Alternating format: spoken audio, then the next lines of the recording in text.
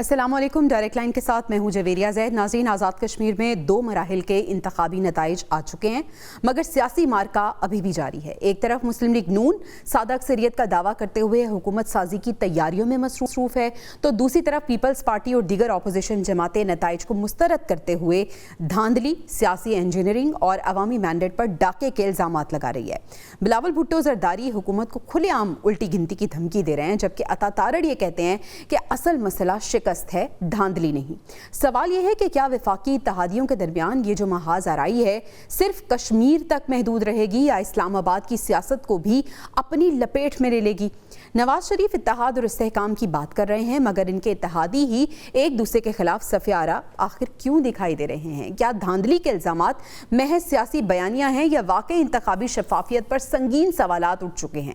Programme کے پہلے حصے میں ہم انہی اہم، حساس اور فیصلہ کن سوالات کے جواب تلاش کرنے کی کوشش کریں گے، پینل کی رائے اس پر جانیں گے۔ ناظرین، پاکستان میں نئے صوبوں اور انتظامی یونٹس کی جو بازگشت ہے اس نے بھی ایک بار پھر سیاسی فضا کو خاصا گرم کر دیا ہے۔ ٹیمپریچر ہائی ہے، پہلے ایک بیان آیا، پھر وضاحتیں آئیں، پھر تردیدیں ہوئیں اور اب سوالوں کا نہ ختم ہونے والا سلسلہ شروع ہو چکا ہے۔ سوال یہ ہے کہ آخر اس بحث کے پیچھے اصل کہانی کیا ہے؟ کیا صرف نقشے بدلنے سے عوام کی تقدیر بدل جائے گی؟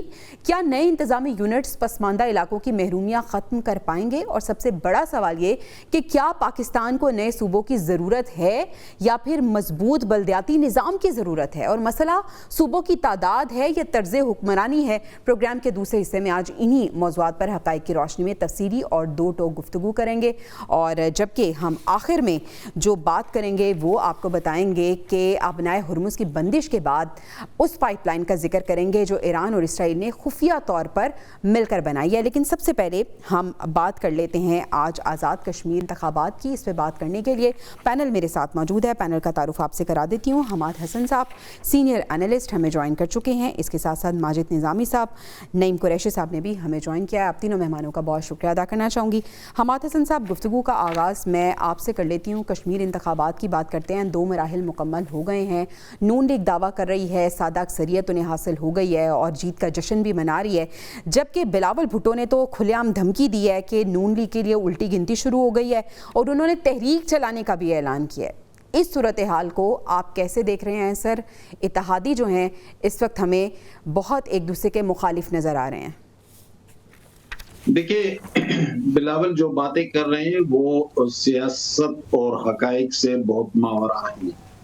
وہ تحریک چلائیں گے تو کس کے خلاف چلائیں گے؟ کیا وہ اس سسٹم کا حصہ نہیں ہے؟ کیا پریزیڈنسی، چیئرمین سینٹ، 2 صوبوں کی گورنرشپ، گلگت بلتستان، سندھ اور بلوچستان کی حکومتیں ان کے پاس نہیں ہے؟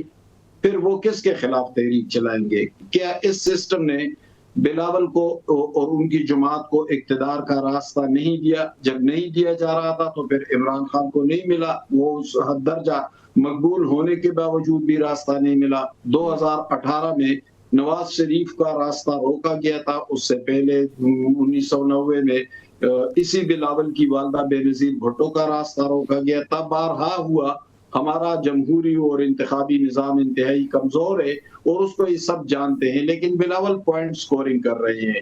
بھائی ابھی گلگت بلتستان میں الیکشن ہو رہا تھا تو کیا آپ نے نہیں دیکھا کہ ادھر پی ٹی آئی کو لیول پلینگ فیلڈ فراہم نہیں کیا جا رہا تھا؟ اس پہ تو آپ نے احتجاج نہیں کیا کیونکہ آپ کو معلوم تھا کہ وہاں پر آپ جیت رہے اور آپ کی حکومت بن رہی ہے۔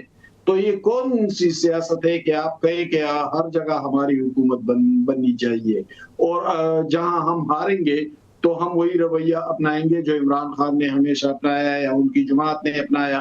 رہی بات مسلم لیگ کی، مسلم لیگ ڈیلیور کرنے میں بری طرح ناکام ہو چکی ہے۔ اس کی کوئی ڈیلیوری نہیں ہے، کوئی پرفارمنس نہیں ہے۔ ڈیلیوری اور پرفارمنس بنتے امن و امان اور معیشت سے ہے۔ امن و امان اور معیشت جن وزراء کے پاس ہے، محسن نقوی اور اورنگزیب، کیا وہ مسلم لیگ کے ہیں؟ کیا وہ اس جماعت میں شامل ہوئے ہیں؟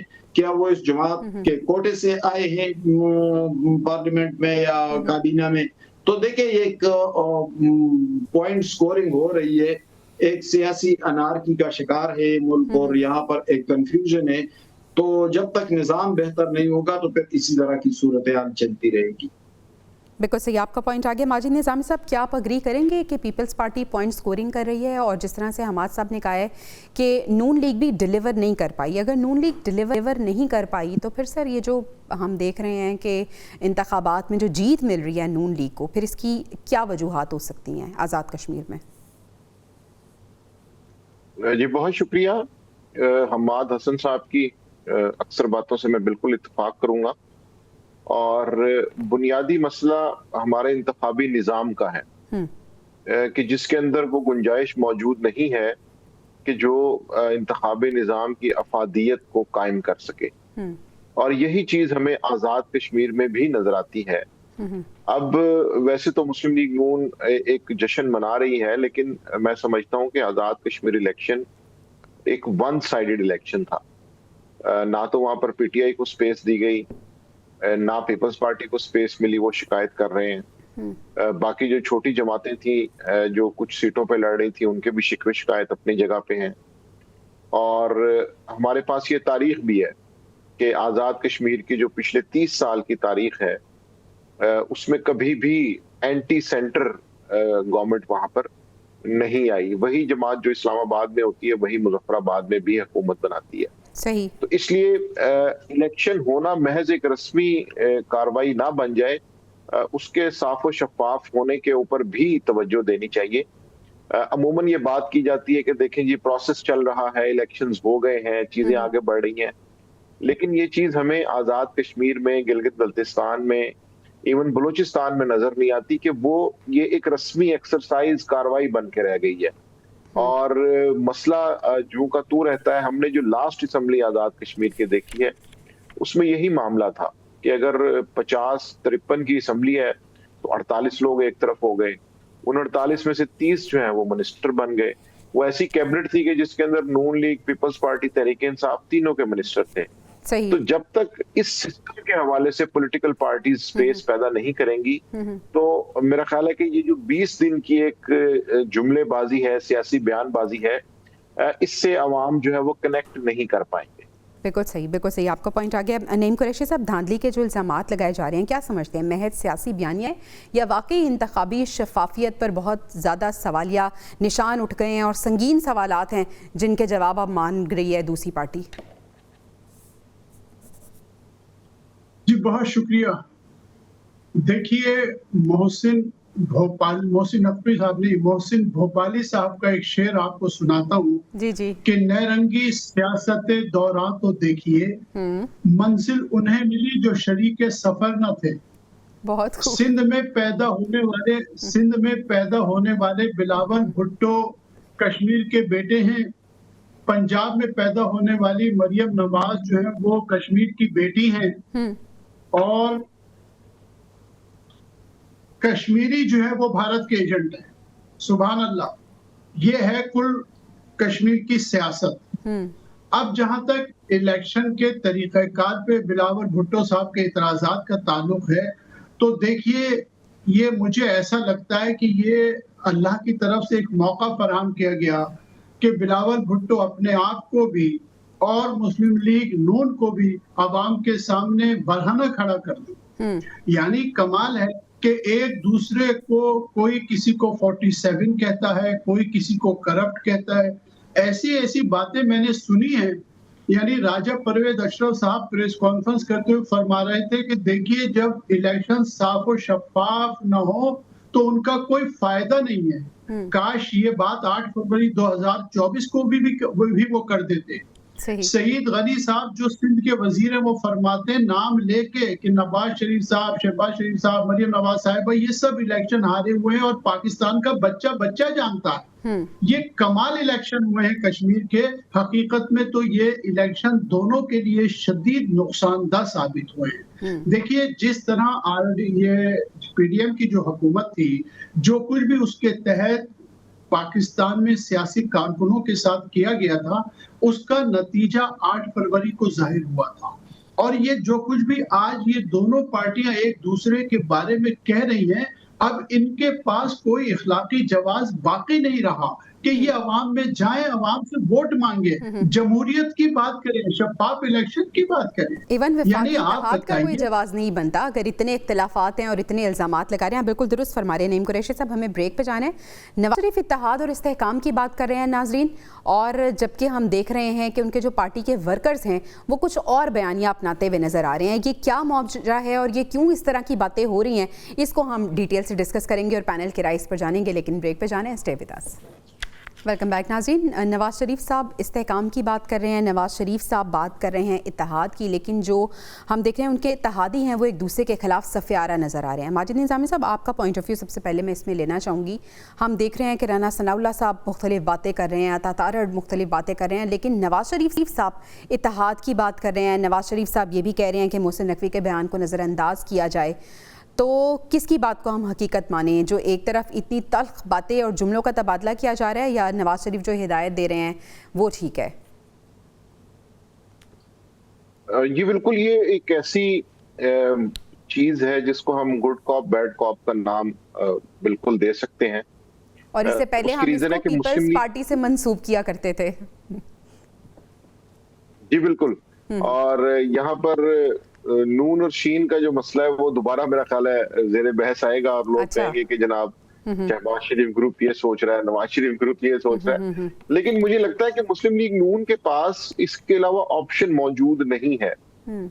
جس طرح کے نازک سیاسی حالات میں وہ لوگ ہیں, ان میں مجھے نہیں لگتا کہ اتنی سخت ہے کہ وہ ریزسٹ کر سکیں اس پورے منصوبے کو, کیونکہ وہ ایک پنجاب کا اور پنجابی نیشنلزم کا جھنڈا تو اٹھاتے ہیں, لیکن گورنمنٹ میں موجود ہیں, پنجاب میں ان کی حکومت ہے, وزیر خزانہ وزیر داخلہ ان کا نہیں ہے, اور ایسے عالم میں ان سے یہ توقع نہیں کی جا سکتی کہ وہ یہاں پر کوئی مزاحمتی جھنڈا اٹھائیں گے. صحیح. اور سچویشن تو یہ ہے کہ محسن نقوی صاحب کتنے کیبنٹ میٹنگز میں بیٹھتے ہیں یہ سب کو پتا ہے. ایون پارلیمنٹ کے اندر ان کی کیا پریزنس ہے, کتنے پرسنٹ وہ وہاں پر آتے ہیں. یہاں تک کہ مسلم لیگ نون نے ان کے ساتھ اسٹیٹ منسٹر طلال چودھری صاحب کو اپوائنٹ کیا تاکہ ایٹ لیسٹ پارلیمنٹ کے اندر جو سوال و جواب اور وزارت داخلہ سے ریلیٹڈ مسئلے ہیں ان کو ٹیکل کرنے کے لیے, ایڈریس کرنے کے لیے ایک منسٹر ہونا چاہیے. تو مسلم لیگ نون کی سچویشن تو یہ ہے.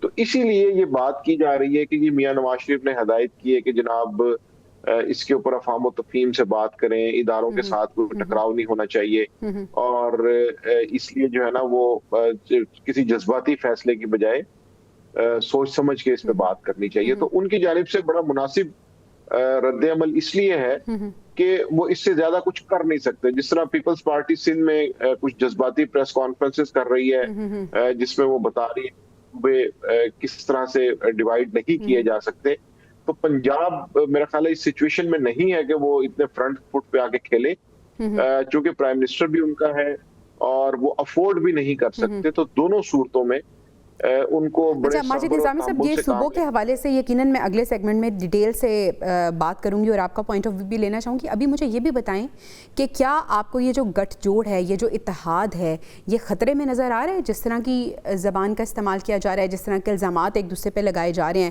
تو اتحادی سیاست کہیں اپنے نازک موڑ پہ تو نہیں کھڑی ہوئی؟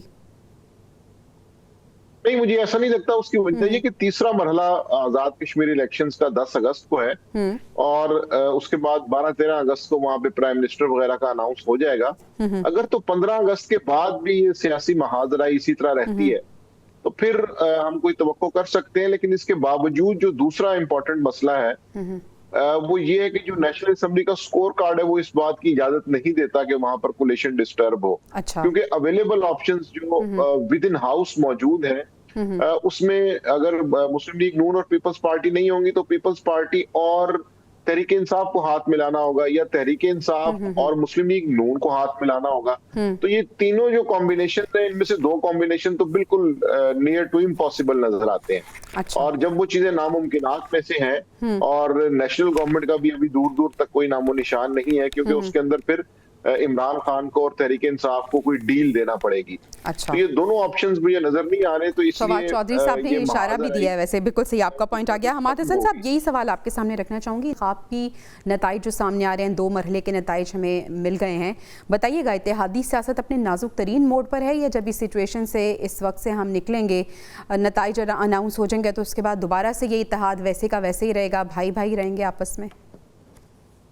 دیکھیے, اتحاد کیوں ختم ہو, کیا وہ نہیں جانتے کہ ان کی مقبولیت کتنی ہے, پیپلز پارٹی کا ووٹ بینک کتنا ہے؟ آپ رورل سندھ سے نکلے پھر دکھائیں کہ پیپلز پارٹی کہاں کھڑی ہے. اسی پنجاب میں پیپلز پارٹی کی مضبوط حکومتیں رہی تھی, حنیف رحمہ, مصطفیٰ کر اور دوسرے وزرائے اعلیٰ ان کے رہے تھے, لیکن کیا پنجاب میں آج وہ ایک ڈسٹرکٹ کونسل پہ اپنا ناظم یا چیئرمین بنا سکتے ہیں؟ نہیں بنا سکتے. ان کا ووٹ بینک ختم ہو چکا ہے. پختونخوا میں 90s تک ان کے وزرائے اعلیٰ رہے تھے, آفتاب شیرپاؤ صاحب وغیرہ, لیکن کیا وہاں پر ان کا کوئی بڑا ووٹ بینک بچا ہے؟ نہیں بچا ہے.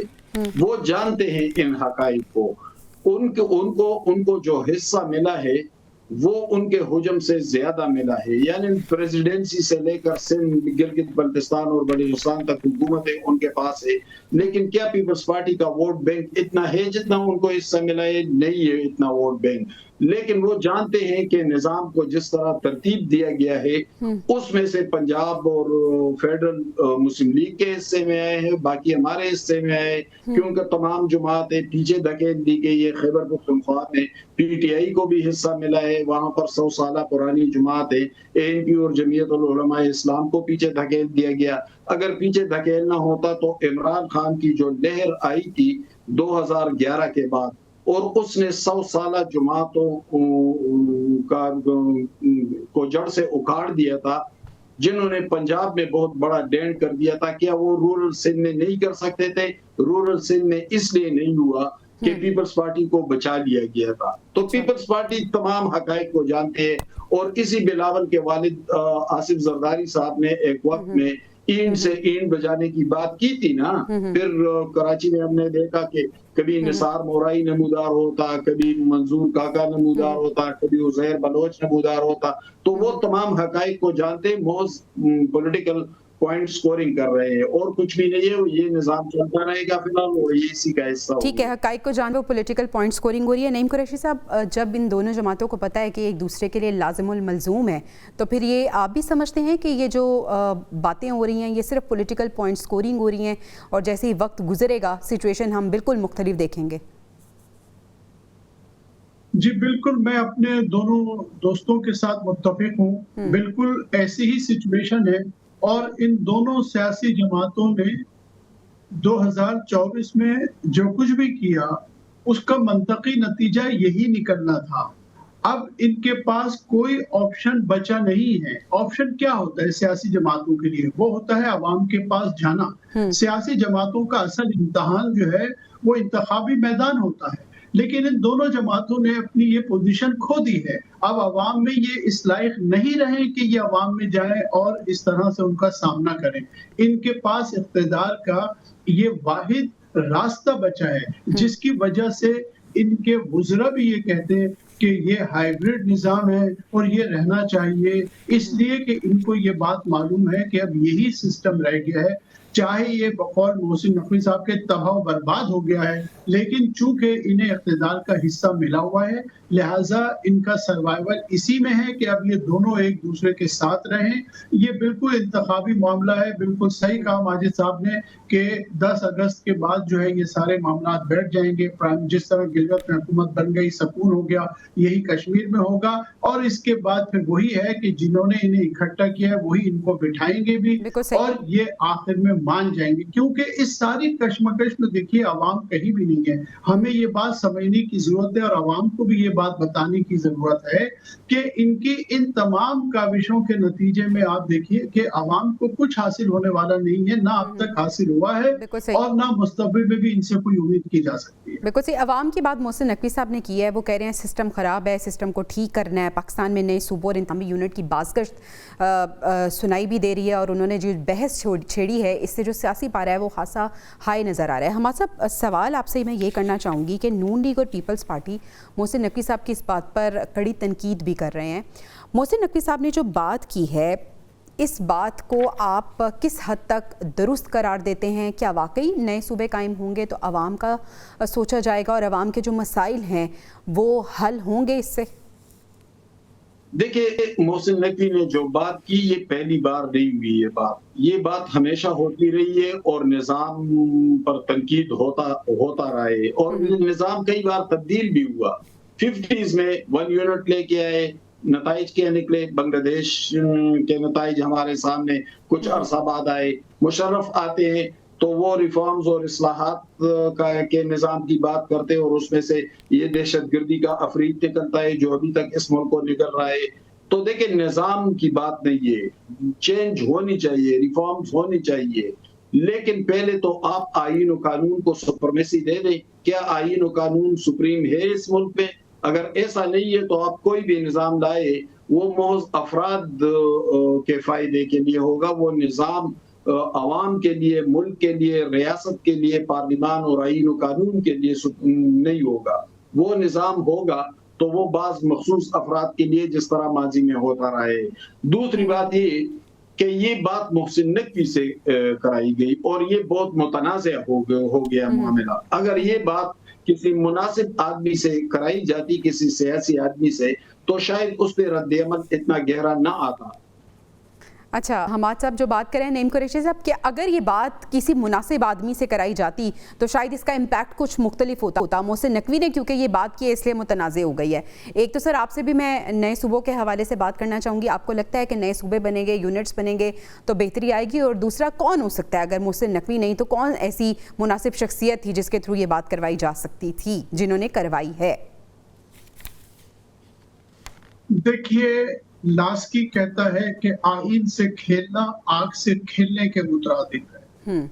और आप देखिए कि 8 फरवरी 2024 के बाद जो असेंबली वजूद में आई, उसने हर मौके पर इस आईन के साथ, जो कि 1973 का आईन कहलाता है, इसके साथ खिलवाड़ किया और इस आईन को तबाह करने में कोई कसर नहीं छोड़ी, जिस तरह से उनमें अमेंडमेंट्स करवाई।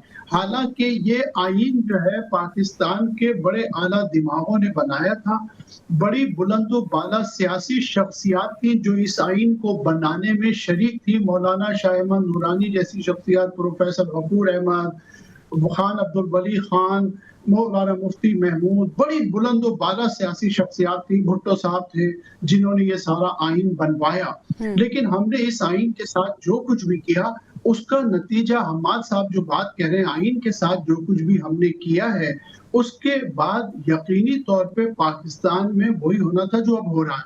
अच्छा, अब मैं आपको एक बात बताता हूँ और वो ये है कि इस मोहसिन नकवी साहब कहते हैं कि ये सिस्टम जो है ये पूरा तबाह बर्बाद हो गया है और वो कहते हैं जी 10 साल से सिस्टम खराब है।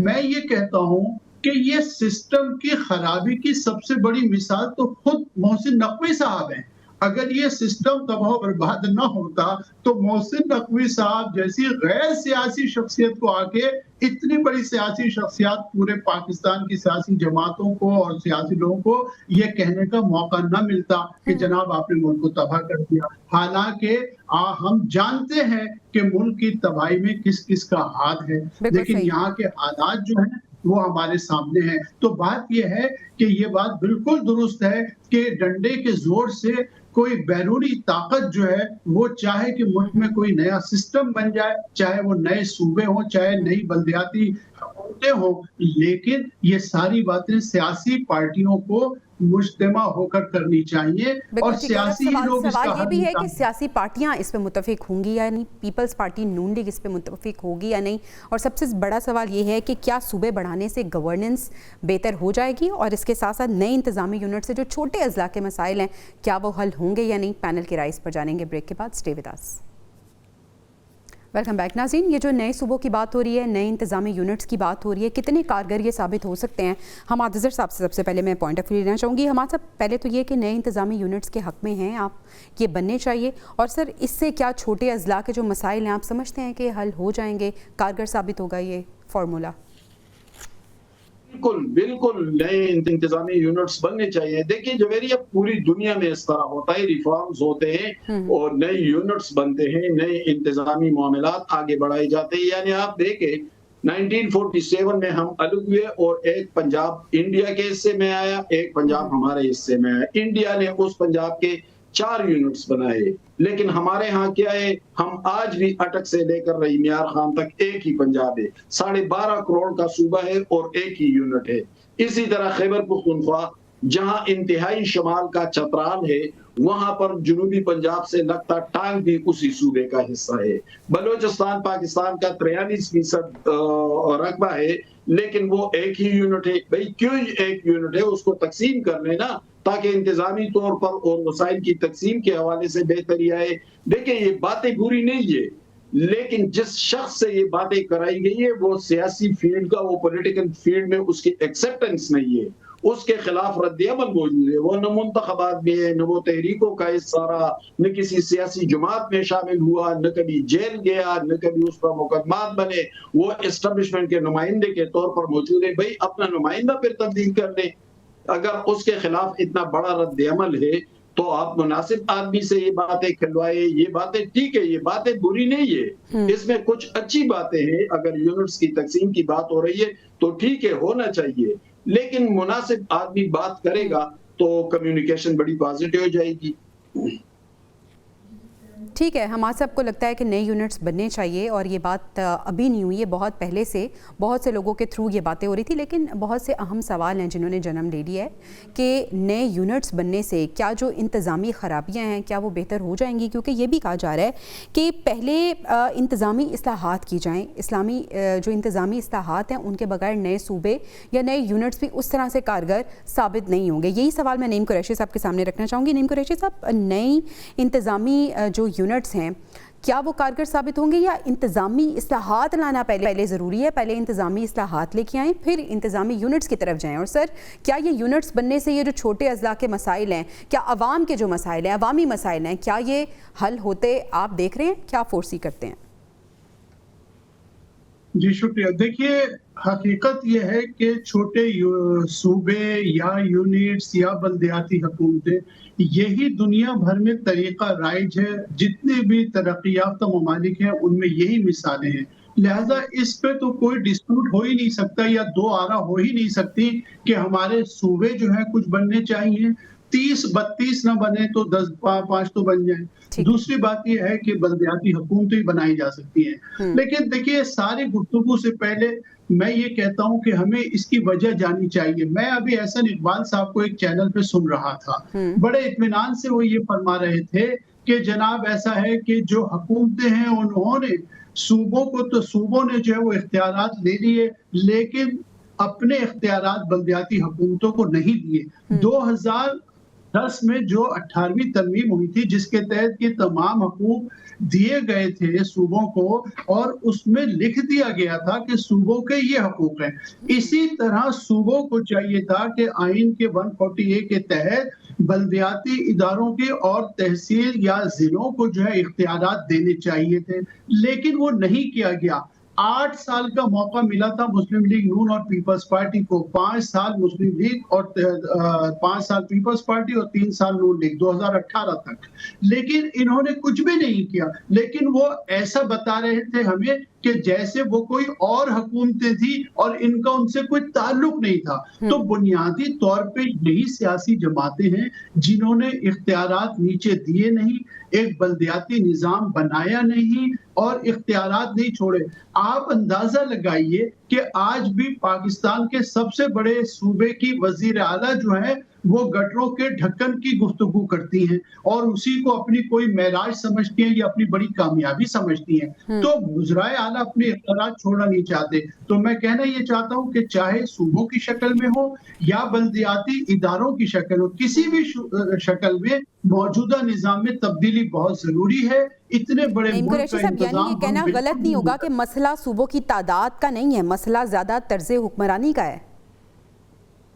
بے شک ایسا ہی ہے، کیونکہ دیکھیے ہر ملک میں ضروری نہیں کہ صوبوں کا معاملہ ہو، لیکن ہر ملک میں ہم یہ دیکھتے ہیں، ہم نیو یارک کے میئر کو دیکھتے ہیں، آپ دیکھیں 9/11 کے بعد جو جولین نام تھا غالباً میئر صاحب کا، کیا کام انہوں نے کیا تھا، آپ لندن کے میئر کو ہر آدمی جانتا ہے۔ تو بلدیاتی اداروں کے تھرو بھی ہم سب کچھ کر سکتے ہیں۔ اگر ہم صوبوں میں، یہ بات حماد اظہر صاحب نے بالکل صحیح کہی تھی کہ سندھ میں صوبے کے نام پہ تقسیم جو ہے وہ بہت مسائل کھڑے کی، اتنا آسان نہیں ہوگا۔